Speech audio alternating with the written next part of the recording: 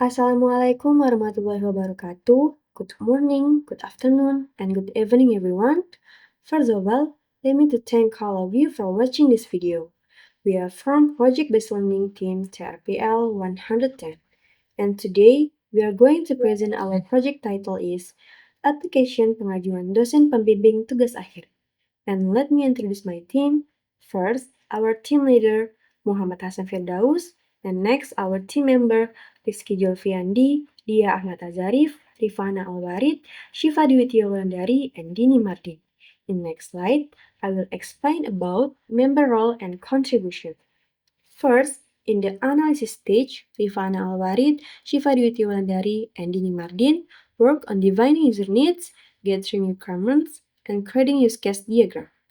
Next, for the design stage, Muhammad Hasan Firdaus, Rizky Julfiandi, and Dia Ahmad Azarif handle the ER diagram, user interface design, and planning the implementation environment. Next, in the implementation stage, Muhammad Hasan Firdaus, Rifana Alwarid, and Rizky Julfiandi develop the front end and back end of the application. And last, for the testing stage, Shifa Dwitya Wulandari, Dini Mardin, and Dia Ahmad Azarif prepare the testing plan and tested application. And now, the next slide will be explained by Dini Mardin. Dini, time is yours. Oke, aplikasi pengajuan dosen pembimbing tugas akhir is a digital platform designed to assist students in selecting a mentor for their final project by facilitating the process of submitting a request to the chosen lecturer. The purpose of this application is to make it easier for students to select mentor whose expertise align with their final project topic, and to allow mentor lecturer to approve student submission requests efficiently.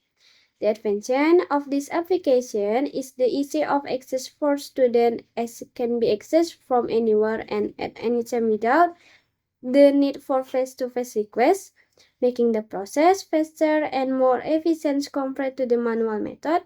It allows students to select and view lecture profile as long as they have internet access.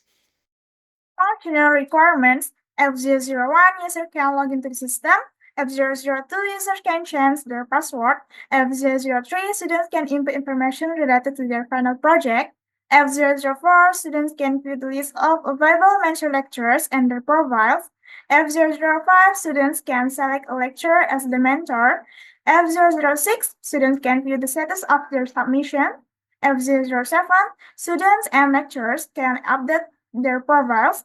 F008 mentor lecturers can make submissions from students. F009 mentor lecturers can view the list of their accepted students. F010 coordinating lecturer can view the list of students and their mentor lecturer. F011 admin can manage application data. Next, non-functional requirements. Availability: the system is capable of running 24/7 non-stop, except during system maintenance or updates. Performance: the system must be able to handle simultaneous requests without any performance degradation. Ergonomy: the system must be easy to use or user-friendly. Language: the system must use the Indonesian language. Security: the system must protect user data from cyber attacks such as SQL injection. Responsivity: the system must function properly on both mobile and desktop browsers. Usability: the application's user interface must be easy to understand for beginner user. Alright, now we have use case diagram. In this use case diagram, we have 4 actors. The first one is student. Student can insert final project information, view list and profile of mentor lecturer, choose mentor lecturer, tracking submission status, login, change password, and change profile. Next one is admin. Admin can login, change password, manage lecture, manage student, manage major, manage study program, manage class. Next one is mentor lecturer.